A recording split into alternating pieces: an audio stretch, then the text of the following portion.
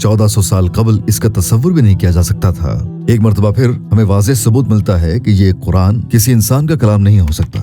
कुरान में हम देखते हैं कि सुलेमान अलैहिस्सलाम जानवरों की जुबान जानते थे और उनसे कलाम कर सकते थे। सूरह अल-नमल की आयत नंबर 18 में जिक्र है कि वो चींटियों की जुबान समझते थे और आयत नंबर 22 में कि परिंदों की जुबान समझते थे। तो यहाँ किस किस्म का इशारा दिया गया है?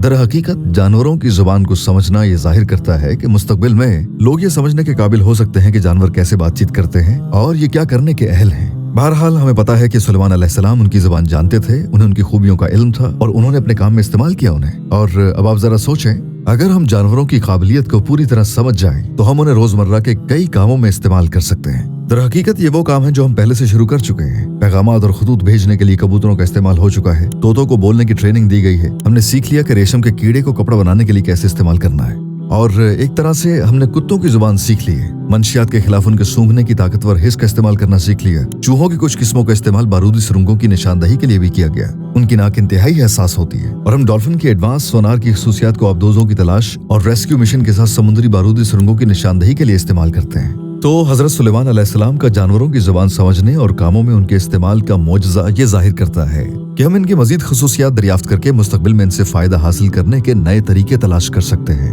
हजारों अक़साम के जानवर जमीन पर मौजूद हैं। अगर हम उनकी जुबानें समझ लें और उन्हें तरबियत दें, तो उनको साथ मिलाकर हम जो हासिल कर सकते हैं वो हमारे तसव्वुर से भी कहीं आगे हो सकता है। सुलेमान अलैहिस्सलाम को एक और मौजज़ा अता किया गया था, वो हवा को कंट्रोल कर सकते थे और इस तरह वो तवील फासले बहुत मुख्तसर वक्त में तय कर सकते थे। सूरह सबा में अल्लाह फरमाता है, और हमने सुलेमान अलैहिस्सलाम के लिए हवा को मुसख्खर कर दिया। उनकी सुबह की मंजिल महीने भर के बराबर होती थी और उनकी शाम की मंजिल भी महीने भर के बराबर होती थी।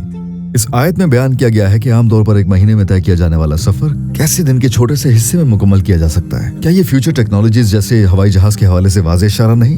इस बारे में सोचें। और आज नई टेक्नोलॉजीज के साथ हम हिसाब लगाते हैं कि हवा को कैसे इस्तेमाल करना है, दुरुस्त मटेरियल कैसे मिलाना है और हवाई जहाज कैसे बनाना है। इस आयत में बयान करदा इशारे की तरह अब हम तवील सफर बहुत मुख्तसर वक्त में मुकम्मल करते हैं। हत्ता कि हम एक दिन में एक से ज़ायद मुमालिक में जा सकते हैं। वो सफर जिन पर कभी पूरा महीना लगता था अब चंद घंटों में तय हो जाते हैं।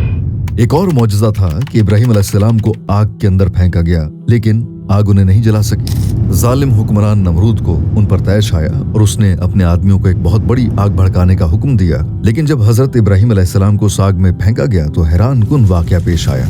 आग ने उन्हें कोई नुकसान न पहुंचाया। जाहिर है ये एक ऐसा मौजज़ा था जो नज़ीम पैगंबर के साथ पेश आया, लेकिन हम इस मौजज़े में मुस्तकबिल के लिए इशारे भी देख सकते हैं। हजरत इब्राहिम अलैहिस्सलाम आग से तो महफूज रहे ही, लेकिन उनके कपड़े तक भी नहीं जले थे। एक मर्तबा फिर से एक मकसद मिलता है इंसानों को मुस्तकबिल में